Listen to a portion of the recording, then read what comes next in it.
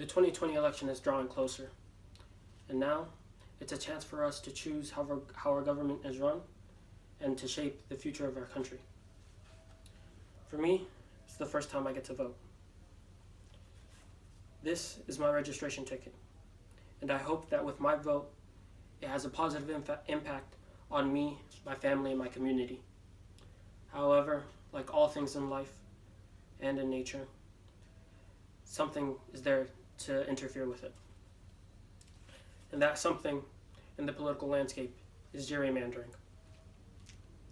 Now, I'm going to talk to you about gerrymandering, its problems within the political landscape, our solution, which is independent redistricting commissions, and how others dislike it.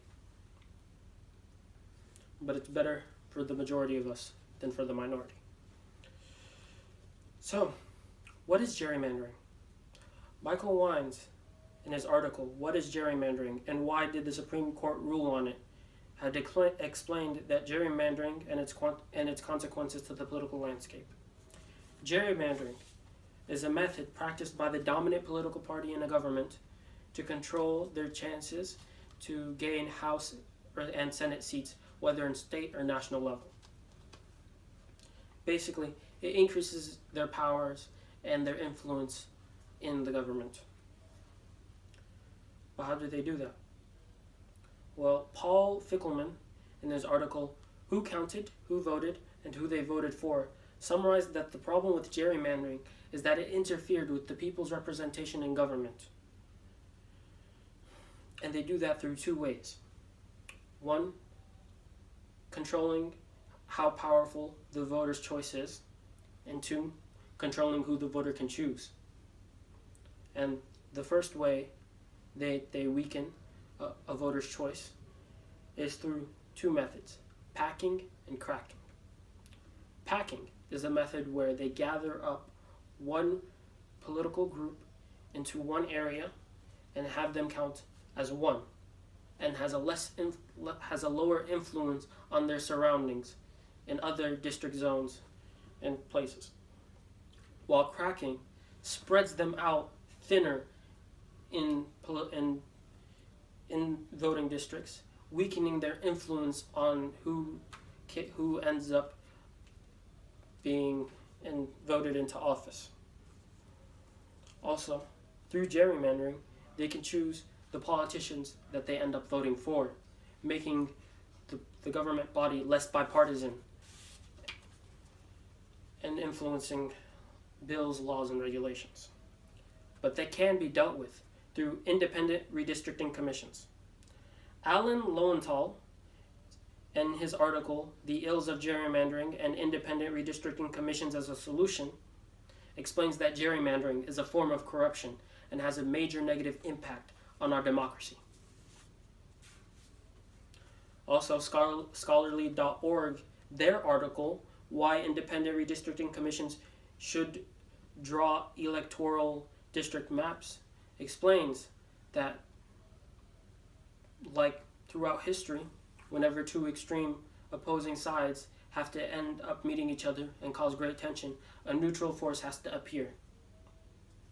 And for the political landscape that we exist in, independent redistricting commissions is just that. Through independent redistricting commissions, voting can become more competitive as more people want to positively influence their government and communities in the way they see fit, and can cause more bipartisanship as there will be a more evened out amount of politicians from both sides. And with that, more bipartisan policies and laws will come into existence.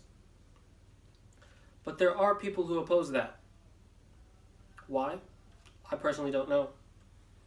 But some of the reasons that they give is that there is no actual person who is truly unbiased or actually bipartisan, or that independent redistricting commissions redrawing these district maps has no real effect on helping politicians win or lose offices and seats. However, that's not entirely true.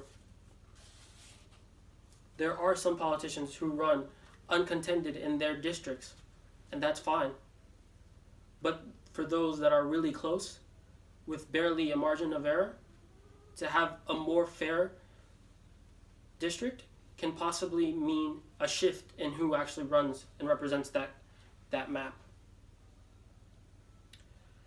The article, No More Packing or Cracking, obviously disagrees, as they explain that through independent redistricting commissions, they redraw lines to close the gap between overrepresented voting districts and underrepresented voting districts, closing that gap and achieving a near middle ground, having a fair value to your own district.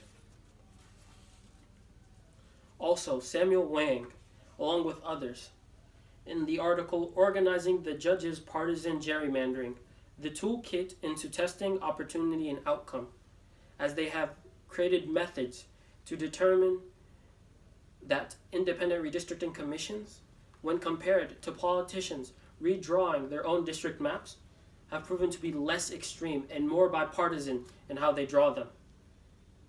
They're more fair, and when compared to having equality, that's the best way.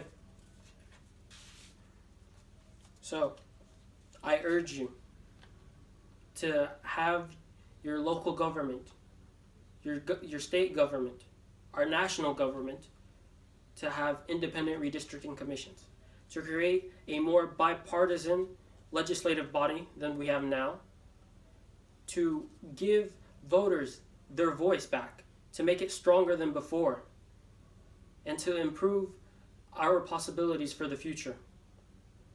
That's all. Thank you.